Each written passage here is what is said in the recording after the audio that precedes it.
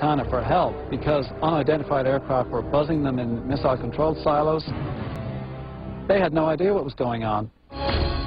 And remember, it's one of a number of cases around SAC bases. There was a whole wave of sightings. Indeed. Over the past 60 years, there have been dozens of sightings in and around sensitive nuclear facilities. The Boeing engineer, a man named Robert Kaminsky, who headed up the investigation of the Echo flight shutdown, and Mr. Kaminsky wrote a letter to Jim Klotz. I have a copy of the letter now, basically saying that when Boeing was called in to investigate why all 10 of Echo flight's missiles malfunctioned simultaneously, they looked at all the potential problems, could find no reason, no conventional reason involving power source, weather conditions, anything that would explain what happened.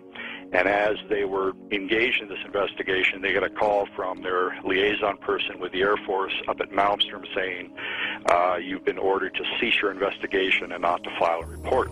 Now, so why? Well, why that it was unheard of. I mean, Kaminsky says in this letter that was unprecedented. There, you know, you never, if you have a problem like that, obviously the Air Force wants to know what went on. And the word came back was it's being considered as a UFO event. My gosh. So we have the Deputy Launch Commander, retired Colonel Walt Feigl, and the Boeing engineer in charge of investigating the shutdown, Robert Kaminsky, independently verifying that UFOs were involved in the shutdown of those 10 missiles. Now let's talk, and this is just one of your two good cases here. Let me ask you this, Robert. The purported UFO never did anything physically to damage anything, did it?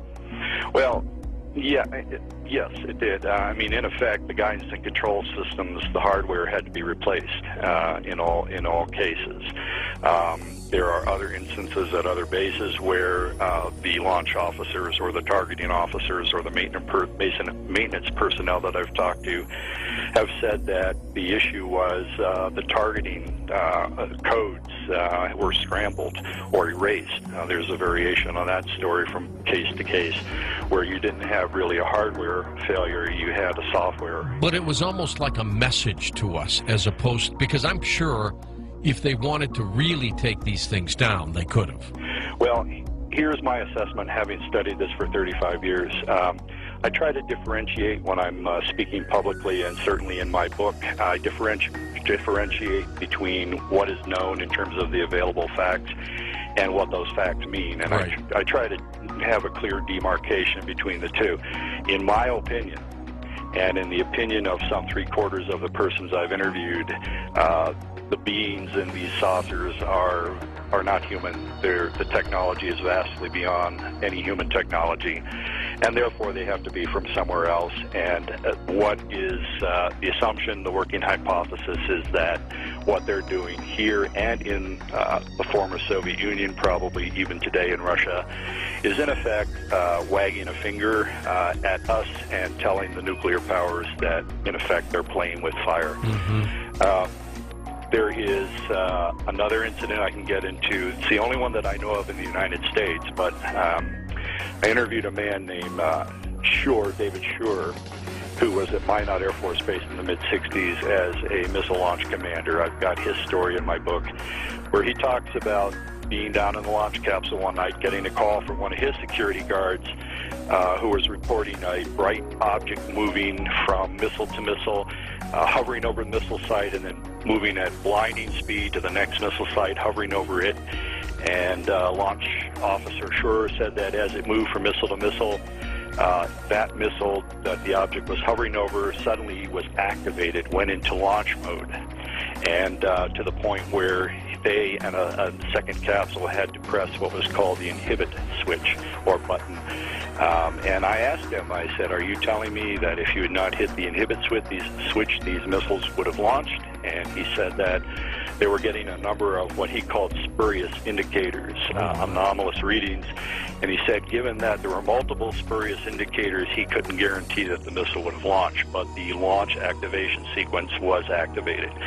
Now, that is the only instance that I'm aware of, based on the people I've interviewed, where that there was an issue of activation of the missiles as opposed to disruption of the missiles. But in 1994, ABC News sent a team of reporters to the former Soviet Union. The Soviet Union had collapsed in 1991, and there was a brief period there where a number of former and retired Soviet Army officers were discussing UFO activity in that country during the Cold War era with Western journalists and Western researchers.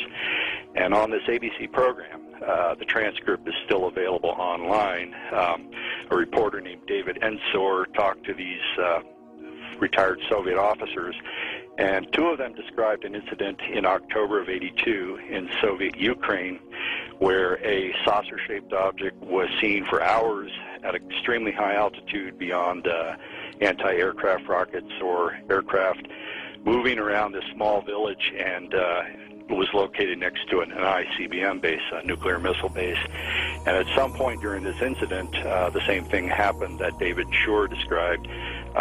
Some unspecified number of missiles were suddenly activated, and the launch control personnel down in the capsule tried to frantically disrupt this sequence, preparing for launch. And apparently, according to these gentlemen, after 15 seconds, all of the anomalous activity ceased, and everything returned to normal. So apparently, the Soviets and presumably the Russians are having similar problems as our own military has had.